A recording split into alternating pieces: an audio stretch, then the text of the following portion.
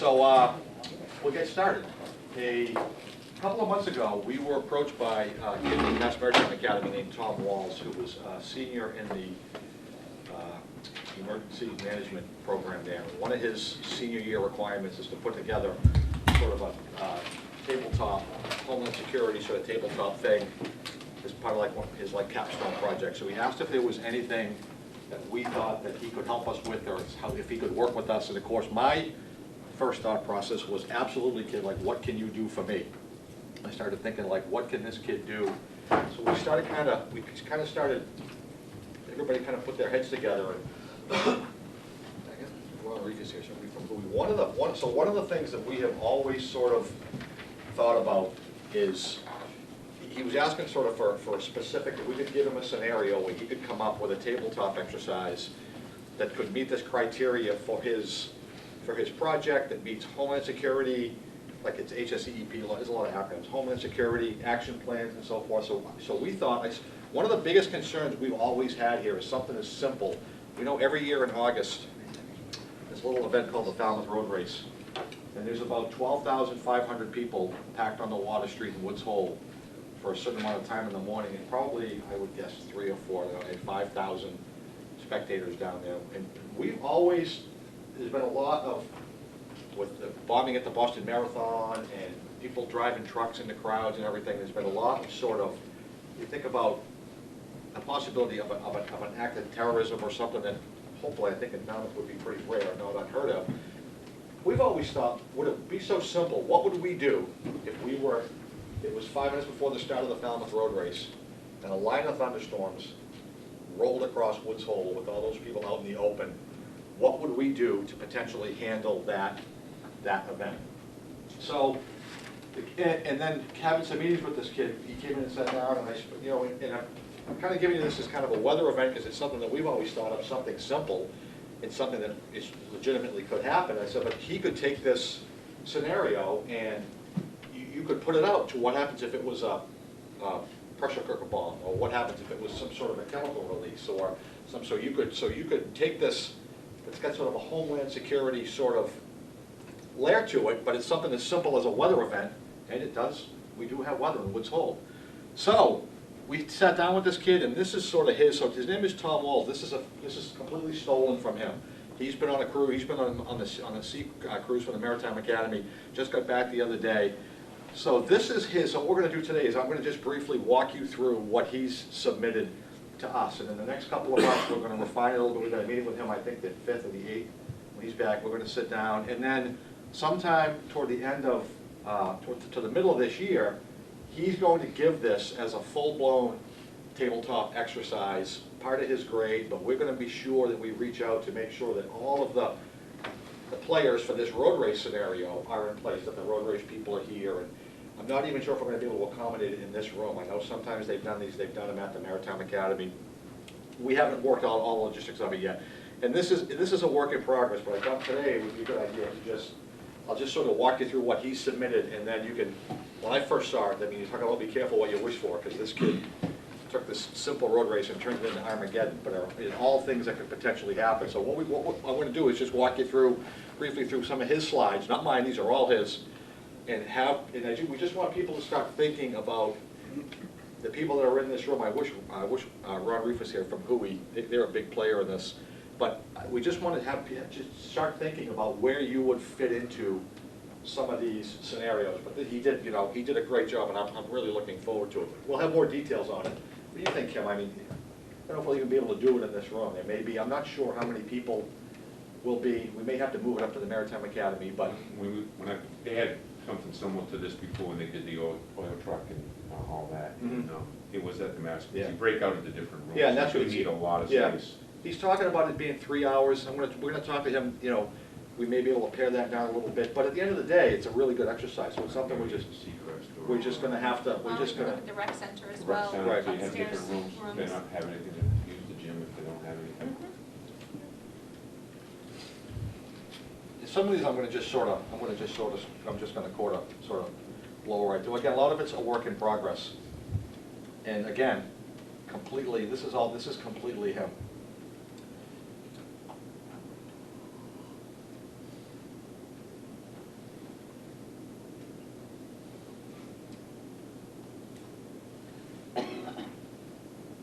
So that's correct. This exercise has got 3 modules. So this is what we're talking about. It's a sunny day in August 2017. It's the day of the Falmouth Road Race. It's kind of day at the office for us. The Falmouth Road Race has become kind of a well-oiled machine for us. We have a lot more players involved, even since the incident at the marathon that Deputy Smith has coordinated with the State Fire Marshal's office and the command posts, and we're all in the same, everybody's within talking distance of each other. So a lot of these things are sort of already in place, but there are some components to it that you'll see. And this kid, he took it and ran with it. I was a little bit scared after I read this. So it's race day. And so we're just going to walk through some of these points a little bit. And we don't have to answer these today. I'm just going to kind of briefly go through his slides so that the people, you can just see it. If you see something that pertains to you, just start thinking about how you would fit into this exercise when the time comes. Incident command, very important question for us, which to this day really we haven't answered. Who decides whether or not to cancel the road race because the thunderstorms are coming? We've had, Deputy Smith can tell you, we've had push me, pull me events with the road race people and with the company that they now have hired to manage the road race, that they want us to make that call, and we want them to make that call, and we really haven't really sorted out who's going to make that call. Agencies involved, not everybody that you would just think of, obviously police, fire, so forth. There's a huge DPW component to this, which is really kind of cool the way he did it. The medical end, and the fact that what a lot of people sort of fail to consider is that the Road Race Sunday in Falmouth is a busy day, but the police and the fire departments don't get to roll up the carpets because it's Road Race Sunday. It's a day at the office for us. So never mind what you have associated with the road race, it's a summer day for us. So we have to operate, we have to continue to function like we do on the other 364 days out of the year. Road closures, command post, where stuff is set up. Again, a lot of this we've got already, but a lot of this is going to cause us to really take, hopefully going to cause us to take a look at what we've been doing in the past, and maybe there's something we can do differently. So we know about 9:30 there's supposed to be some thunderstorms coming through. We've had this conversation. Again, 12,500 participant runners. Obviously the biggest concern for us is really that window, that hour before window, and it takes about an hour or so for everybody to get through the starting line. That's a lot of people packed into one place. We all know what Woods Hole is like. Effectively, one way in and one way out. There are other ways in and out, but the reality is there's one good road into Woods Hole and one good road out. So we'll break out, and these are the things we'll talk about. We want, and just for you guys, just keep an open mind. These are the things. Is there a plan? Is there a way that we could warn people if there's a thunderstorm that's about to roll through? How would we go about doing that? What are the risks of continuing the race? Where could we shelter people? I've floated this idea before. Again, like I said, I wish Ron was here. I personally would love to have the ability on Road Race Sunday, but not sure if it's doable. Just in the event that something like this happened, have all of those people, as many as we could, disappear into the Hui buildings that happen to be down there. Obviously not that simple. I don't know how much space in the event of a thunderstorm, a violent thunderstorm, how many people those buildings could hold. If we had to sort of just suddenly, this lab, the Lilly building, whatever, I don't know. Something to think about. Obviously security concerns, staffing concerns on their behalf. Again, something we want to think about and be a little proactive on. Third module, now it's 10 o'clock. Line of thunderstorms has hit the town of Falmouth, torrential rain, 50-mile-an-hour winds, 7,000 people still on the course. Could this happen? Absolutely. I'm knocking on wood, hoping we're not putting the whammy on us for this August. This is something, it's a weather event. It could absolutely happen. What would we do? Dispatch centers are getting emergency calls. Falmouth in a state of panic. I wouldn't go that far, but thunderstorm, potential for serious destruction. What are we going to do? And this is where Tom really starts throwing in some Columbies. Excuse me, Mike. Yes. Were those palm trees in the last slide? Well, yeah, I don't know that these are all. It's down by Surf Drive. It's not like Surf Drive had palm trees. We know there's global What's warming. going to happen over the winter? So with global warming, it's what's going to happen. Sorry. Everything DPW replants is going to be palm trees. I'd be good with that actually, but some of these, he took, I did a Google, but I'd be good with that. I mean, it could happen.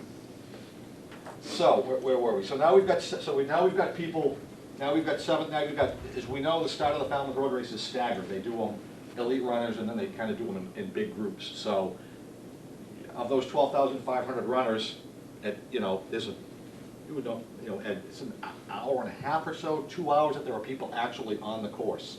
2.5, it's not like everybody, It starts earlier now at 9, and the last run is usually done by 11:30. 11:30. But there's a significant time Several window hours. there. It's not like it wasn't when it first started, when there were 40 or 50 people and they all crossed the finish line within a half an hour or 15 minutes of each other. So now it's Armageddon. Thunderstorms, wind. What are we gonna do? How do we warn people? Again, shelters. Am I going backwards? I am going backwards. I am going backwards. Wicked smart. This is the palm trees. Now, it continues to get better. As the thunderstorms continue to intensify, a tree's fallen on Quistit Ave, taking down multiple power lines. If you think this can't happen, we've got great pictures on here of a tree falling down across Palmer Ave a couple summers ago on a crystal clear, windless weekday. Big tree, fell down on a car. No wind, no hurricane, no road race, nothing. Old tree fell over. So if you think it can't happen, it can happen. And I look at this picture, which is, I don't know if there's trees that big, but something now, you got a DPW guy that's here that can look at that. Does the DPW have the ability to cut up a tree that size in a short amount of time in the event of an emergency? I don't know. It's all caught up in the wires? Right. I mean, that's a big tree. That's like that's a lumberjack chainsaw. So, things to think about. Now Quistit Ave is blocked. Wires down, tree down, Quistit Ave is blocked. So we had one good road, one so-so road. Now our so-so road is out of the picture. 10:20, another call for somebody injured on the bike path. They say severely injured. These are, 2 men cannot have leg injuries. Somebody injured on the bike path at the beginning of the road race 2 years ago. We had to delay the road race because of a traumatic injury suffered on the bike path. And so this is all certainly within the realm of possibility. Multiple calls from the dispatch center. Lightning strikes in Woods Hole, transformers blown, power lines down hanging, major traffic issues. Not uncommon what we get in a thunderstorm. Continues to downpour, now there's flooding. People stuck in their car, refuse to get out until the storm has passed. Could potentially happen. We have people stuck in the puddles and flooded areas and down in thunderstorms on a fairly. 4 years ago, the road flooded, right? Road flooded. Out there because of the rain. So if you're in this room, you've got some sort of component of this. So we just want you to think about 11 o'clock, heart attack on the other side of the accident in Quistit. No means of getting there, down trees, crowded streets. Now there's no electricity in Woods Hole, Quistit Ave, School Street. Need attention to restore power, clear debris off the roads. Rain, still raining heavy, still enough wind for further damage. This kid, it just keeps getting better. Police cruiser and an ambulance struck by falling trees on Millfield Street. We've had trees fall on fire trucks during hurricanes before, had trees fall on police cruisers before. 5 vehicles, the firefighters are injured, the cops are injured, the vehicles are destroyed, medical's attention to need to treat all of those first responders.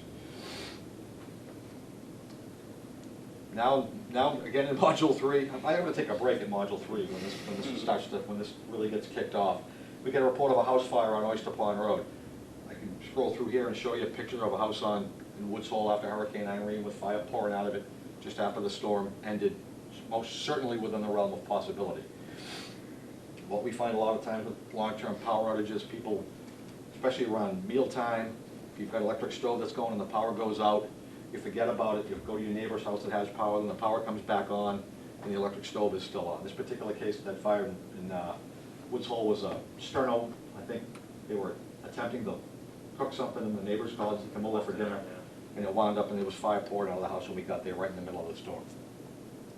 Still raining, now we got a building fire in Woods Hole. What are we going to do?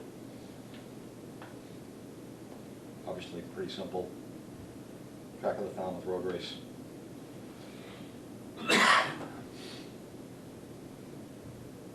And these are the things, again, this is all him, but things to talk about, evacuation routes, all topical. We're talking about this right now with the hazardous mitigation plan.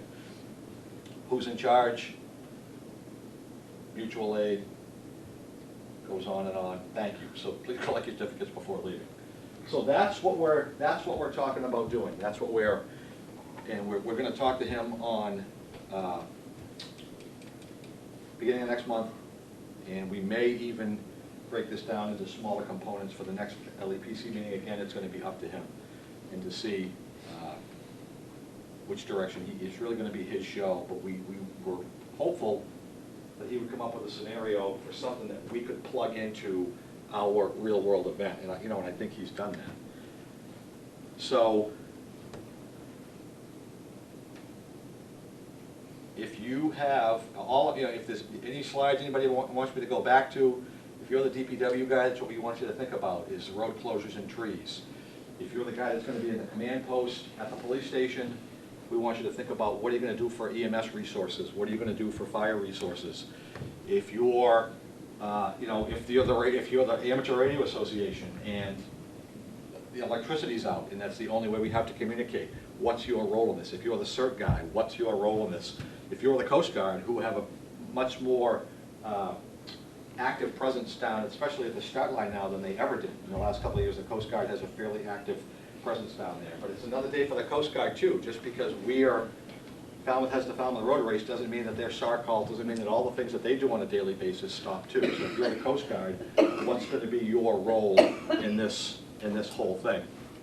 And again, if I go back to the beginning, a lot of this stuff, I wouldn't say a lot, but a fair amount of this stuff is stuff that we've done regularly for many years, but have really, since the incident at the Boston Marathon, have really tightened up on. Everybody's in a command post, at a unified command post. We should say everybody that's got a stake, police, fire, EMS, somebody from the road race, secondary command post involving the sheriff's office, Coast Guard, right there. Everybody's, so I think in that stage we're really ahead of the curve. But as he sent these to me, and as I started to look through them, and I started to think, wow, this is like, keeps getting worse and keeps getting worse and keeps getting worse. But every scenario that he's described has happened at one time or another, and really has happened in this town. So it's not that far out of the realm. And you could take this, how do you get, if we cancel a road race at 1 minute before the start, how do you get all those buses back to Woods Hole? Who has communication? Who has radio communication to get all those buses back to Woods Hole? To pick people up and now take them out against their own traffic. So many little nuances that are things that we hope to be able to work out, or at least start working on. And it plugs into, like I said, it plugs into, we're talking about evacuation routes now for the hazard mitigation plan town-wide. So we hope to be able to, we can break it into pieces. And this is a great concern for, I just had this conversation last week because I met with the road race, and this is a great concern for them also. And as Chief has said, we're doing a lot of these things. As far as just simple thing like the buses, they used to just dismiss the buses after they filled Woods Hole. Now they don't, they hold the buses. And that's something we've done now in the last couple of years. Just for that reason, should we have to evacuate Woods Hole, how do we get these people out of there? So now they wait for the race to get started before they release the buses. So these are some things that are already in place, and it's a big concern for them. And from the public safety side, is what the public safety people have to look at, especially now on the law enforcement end. Without getting too specific, there's some steps that law enforcement has taken. There's been some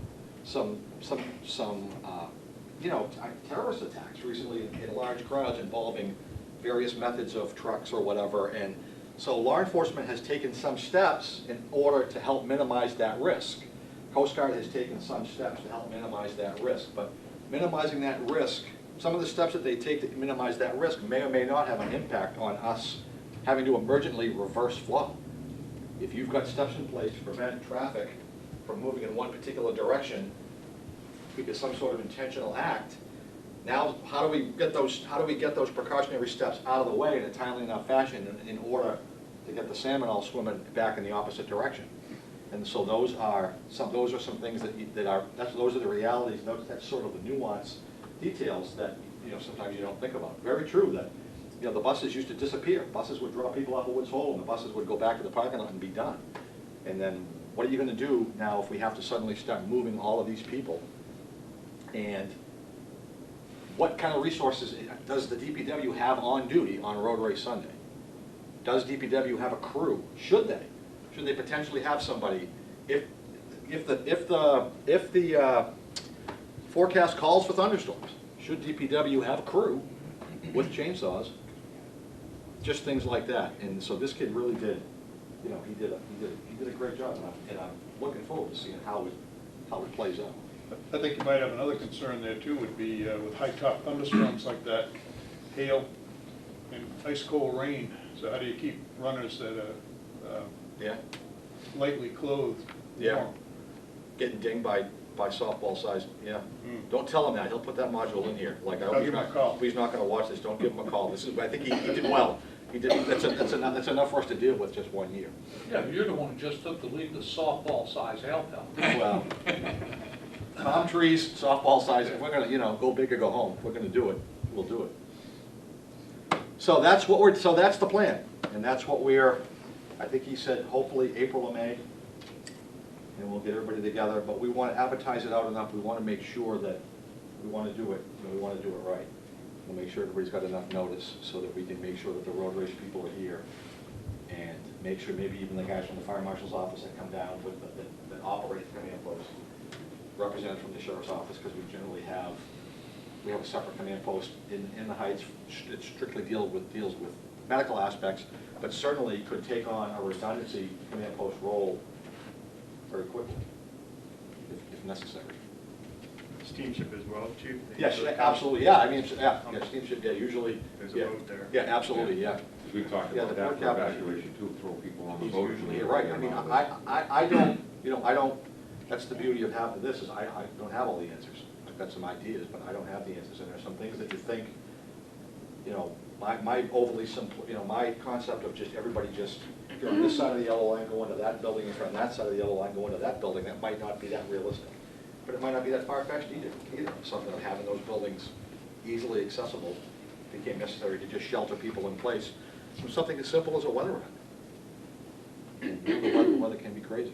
It's a hot and humid time of year, but, you've got security concerns down there. You're gonna have people climb the fence trying to get shelter down there, and, it's not that, it's just not that simple. I suppose if we had a laptop and everybody give their IDs and you could do a quick 15-minute background check on everybody that's piling through the gate, but it's not really realistic. If you got a CAT card, you're okay, I guess. So, I mean, we've been more proactive in our discussions over the last couple of years as far as reaching out beyond the town with regards to mutual aid. And Cape and Islands EMS has to do, obviously, with, coordinating medical, mutual aid, and getting the hospitals involved, but there's that medical component that's within the road race that the fire department is more active with, whereas the police department does their law enforcement. We're part of a medical subgroup within the operations committee, and we meet fairly regularly with them. And last few years, we had the opportunity, as the chief mentioned, that we went up to the marathon in 2015 and to see what they do and what we've been doing, and we felt pretty comfortable with a lot of things that we've been doing. But obviously, having 10-wheel dump trucks shutting down intersections, they were, trying to coordinate, any influx of anybody driving in into the crowds and everything like that was, was kind of a head turner for us to see how well coordinated it was. But it was on such a grand scale after the 2013 bombing. But we looked at what we do if there's something to occur within the race, such as this, because this is a mass casualty incident for us, and we have plans in place for mass casualties, but we can handle smaller ones kind of locally. We can branch out and do larger ones, but something to this scale is, requires having that command post in place. And we have areas that are designated in town to accept equipment. We were actually starting to think about it last year. We almost pulled the trigger, but we were going to move equipment closer to Falmouth, right by the Bourne Bridge. We were going to have it staged using outside resources and have these big trailers that they have available full of equipment for mass casualty incidences. But the problem is because it's the summertime, we had to have people just sitting there. It wasn't something that they were just gonna, you know, just put in place, you know. Right, the world doesn't just- stop. because Just now if it's something's road gonna race. happen, Right. they'd rather act if, you know, there's an actual incident, so, but at least we've been talking about it each year, we get a little more refined, we find a little more things that we need to look at, and I think that over the last few years, we've been, you know, we've been doing really well with this unified command post, and having everybody together and talking about it, and having action plans and all that stuff, but again, we're, you know, anything can happen, and I try and point out to the road race people, and I remind them every year, in one year, we had a house fire at the same time the race was going on, and at the same time, the state police had an unexploded ordnance, it was a big firework device that they wanted to shoot off at the same time, and the race was going on, so that took away a lot of our resources right there. And who knew that we'd have a fire in the middle of it, you know, it can occur, but, you know, it's just one of those things that all of a sudden, we have to start worrying about, so. You know, these are great to get your mind working, but as the scenario goes with having thunderstorms, if at the last minute, the reason why nobody wants to pull the trigger is because the runners are going off anyways. They don't care that the thunderstorm, if we tell them you're not running the race, and they're running.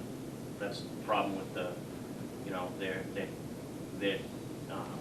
staff, this DIMSY group, you know, put it on us because they don't want to do that because they're the ones who are putting together the race, and they're the ones that are making the money off of all the runners, so they want somebody else to take the hit, and we're like, we can't do that. You know, I mean, at the end of the day, I think you have to, as adults, you have to expect that there's some associated risk with everything that you do. Exactly. So, we can't, you know, if there's a thunderstorm in Woods Hole and you're outside, you may not need the fire chief to tell you, hey, you might want to find cover. Like, you might want to intellectually know there's got to be a little bit of, but when you've got 12,500 people plus down there, I mean, I can speak to just this last summer.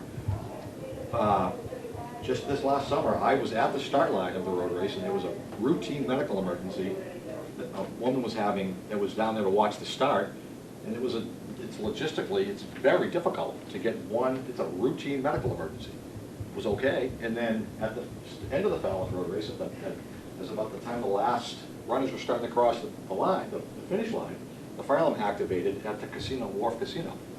And it was late enough in the race that the fire engine was able to get there, but there's significant delays. You have to have really good communication about where people are. You know, the traffic pattern down there is good now. It's much better than it used to be, and it's well managed. So we know that they direct the salmon through the chutes and up one road, and that's the way they're supposed to go. And in the law enforcement end of it, with a lot of help, they do a really good job with that.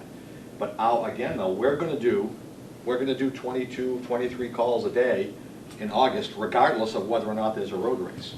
So there's a whole lot of component to this with outside, you know, we certainly, we couldn't support just the medical demands on a hot, humid day, but, you know, the road race generates. They do a great job caring for people at the start line, but depending on at the finish line, I'm sorry, but depending on what the temperatures are, they always transport 5 or 6 people out of there that are, for this short time, that are critically ill.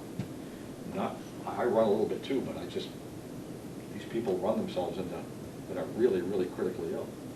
So that's what we're going to do. So if you think that you have something to add, if you think that you have something that you and everybody in this room will have a little piece of this, and again, I'm thrilled with it, and I think that he did a great job with a scenario that you could blend, you could meld this scenario into, or, you know, his plan into any number of potential things. So we'll keep you posted. Anybody have any? Chief, could you just speak about also those entities, the stakeholders that may not think that they can have a role in this, that really would be beneficial to them and also to us as a, you know, sort of a different perspective?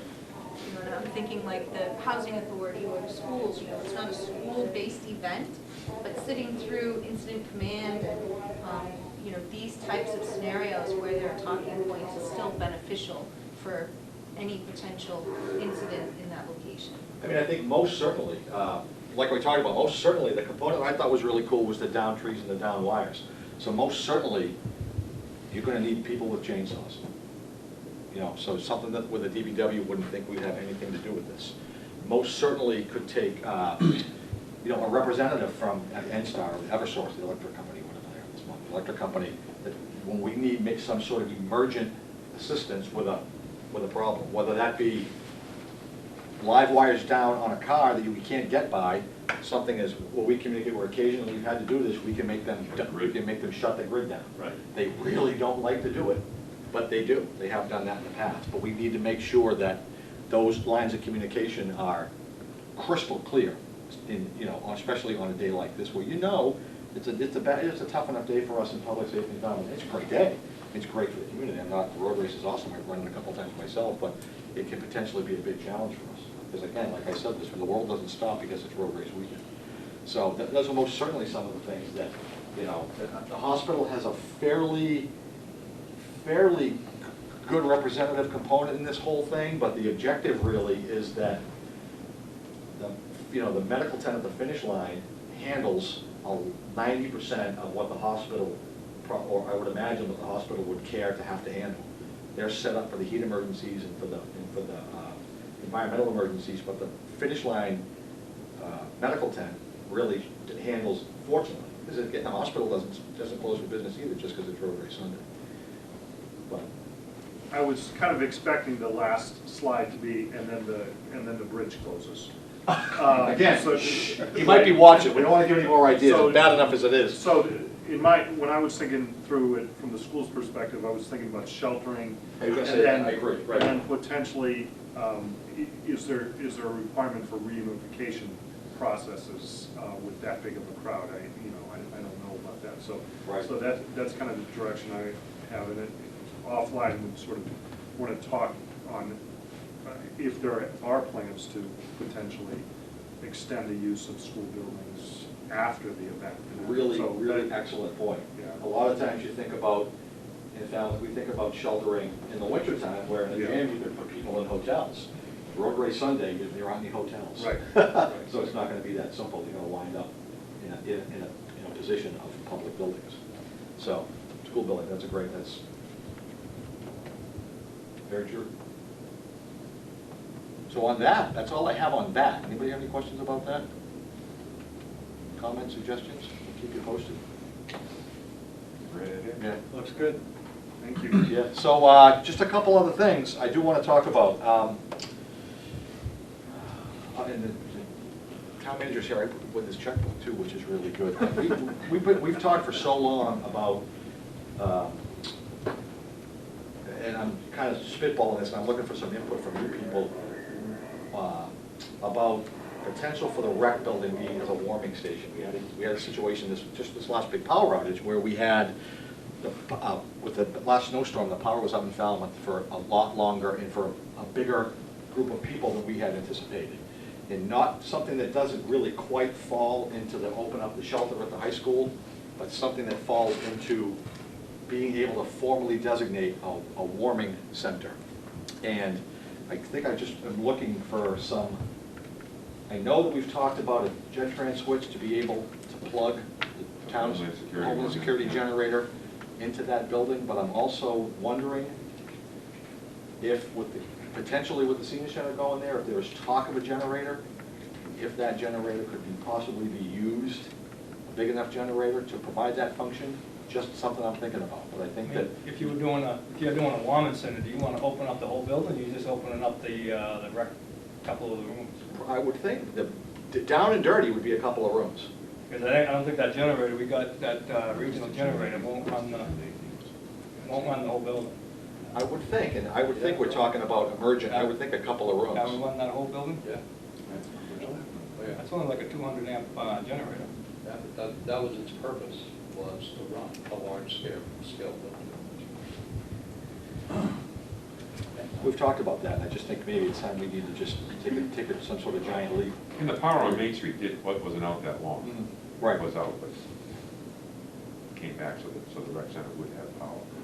There are actually two town buildings that that have always been in this discussion. The rec center, of course, and the library was the other as well. You want a place where people can go and actually have, you know, something to do to kill the time. So you don't have to worry about, you know, feeding them or anything of that nature. Community building that they can use as a resource. So it would actually, if, you know, if we want to put it on the table and perhaps in stages, but those two buildings, and right now, as in the past, the directors of both of those buildings have, you know, an understanding with us that they would help us in any way that they can. How do people get there in a snowstorm?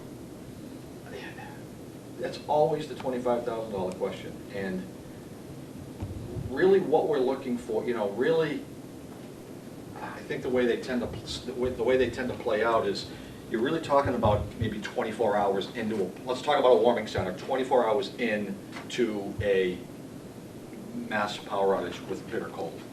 So you're hopeful that 24 hours in, there's going to be enough snow move that people could get there in a whichever fashion, you know, whether or not that's something that we could, you know, that CERT could provide, that we could coordinate. We've had issues with getting people, we've had plans in place to get people in dribs and drabs to the shelter.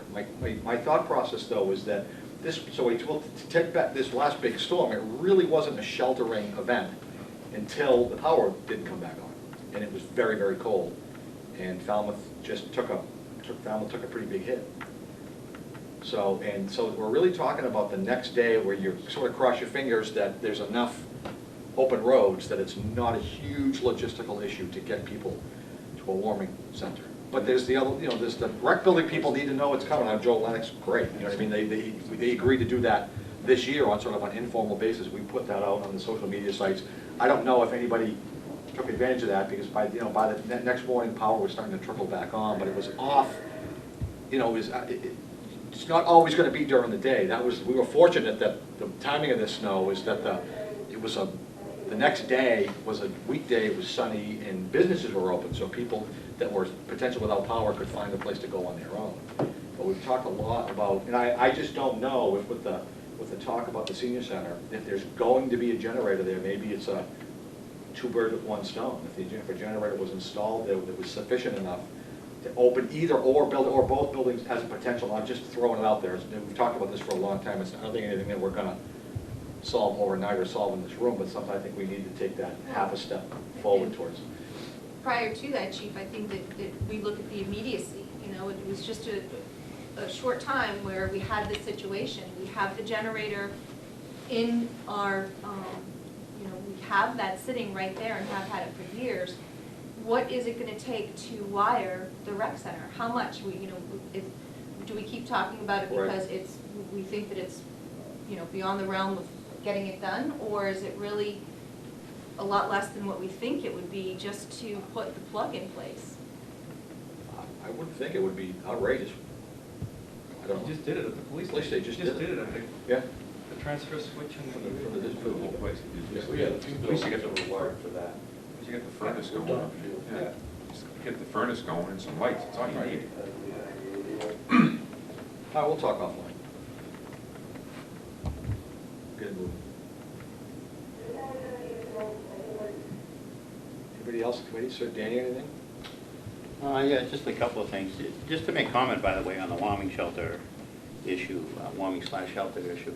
That is a scenario that's been kicked around for a long time, but we also don't have to reinvent the wheel.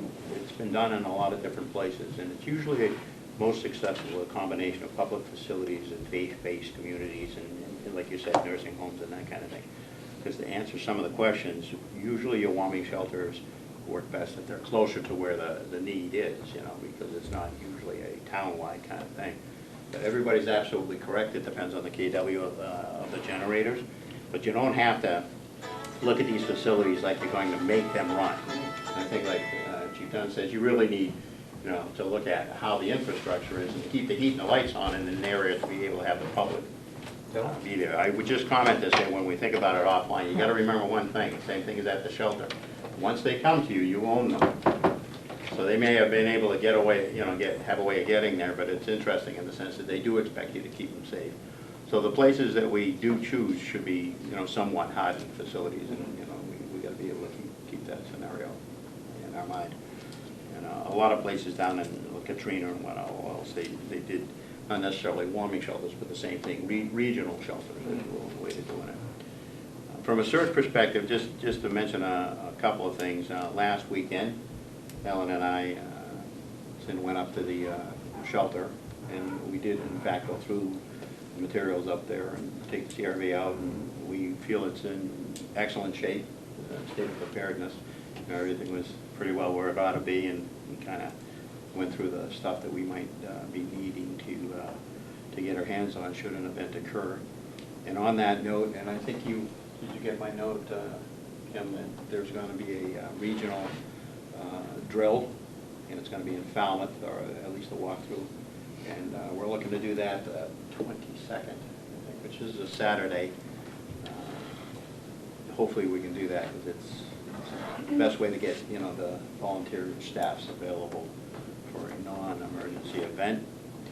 And our plan there would be actually to try and get the certain groups together ahead of time, kind of pre-stage some of the stuff, so that the time spent with you know, MEMA and MRC and everybody from the regional is very well sort of the SOP side of the thing. And then I think the only other thing is I owe some time with Kim. There's a CERT grant that's available. It has a deadline, I think, of March 17th. Is that correct? Yes, sir.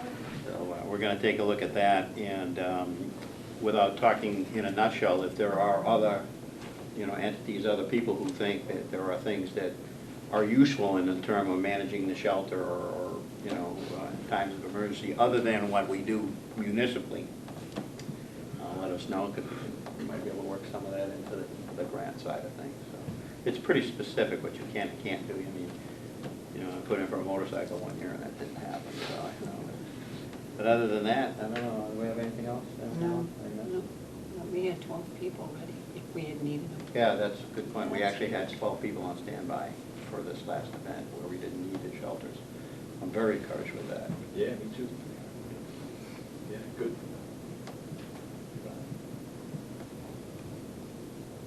Questions, comments, suggestions? See you next month. Thank you. Thank you. Appreciate it. We'll be at you, and like I said, we'll have a little more information on